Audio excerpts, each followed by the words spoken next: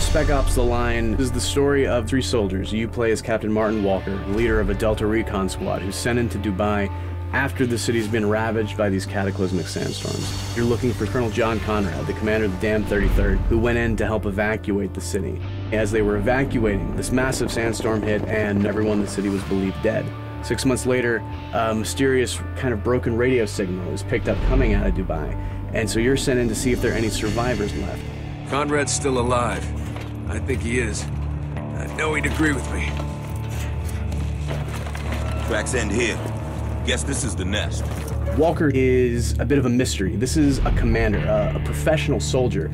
He has to keep this little bit of emotional distance from Lieutenant Adams and Sergeant Lugo, your squad mates, because he has to sometimes give them orders where they are going to possibly go to their death. Gotta be smart about this. Okay, move's right there and I got a clean shot. You'll be fine now. The civilians are dead.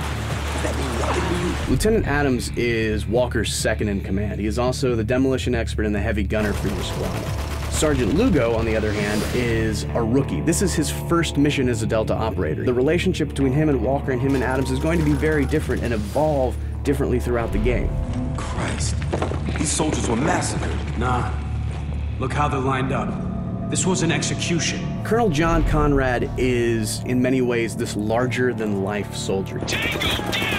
This is a man who is both a brilliant strategist, but also the best example of a soldier that he can possibly be. Cover me! I'm reloading! The characters in Spec Ops are not static. These are not going to be the same people that you meet at the beginning of the game by the time you reach the end of the game. Begin.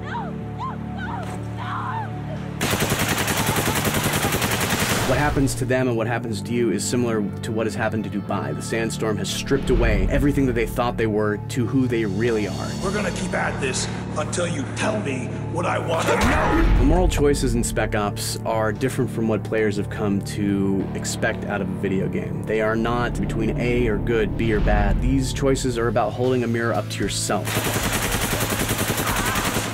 Fuck it, I'm taking the shot. Wait for your orders, Sergeant. We chose to set Spec Ops in Dubai for two reasons. One, this is not meant to be a game about global conflicts. You are not fighting other nations, you are not fighting terrorists with a nuke.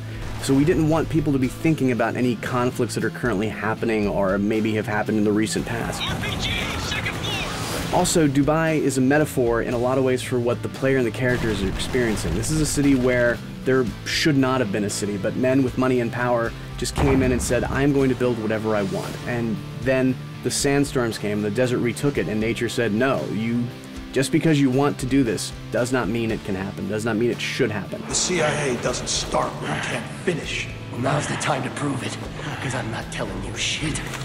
No! What the hell? The inspiration that we had was not necessarily to recreate a character from a movie or a book that necessarily people liked, but instead to create real characters that felt like they were actual people, soldiers that were with you on this journey and not just tools that you were giving orders to and commanding around a battlefield. All insurgents wishing to surrender, please report to your nearest outpost for processing. We had many military advisors on the game who were constantly going over the script, checking it for accuracy, and also at the same time performing our mocap so that we had our characters moving like soldiers actually would move. Spec Ops is a game about who we are as gamers, and that's where the title of the game comes in. Spec Ops: The Line. That line between expectation and reality. Who these soldiers think they are and who they actually are. Who we as gamers think we are when we choose a game, and ultimately who we actually are as we play that game.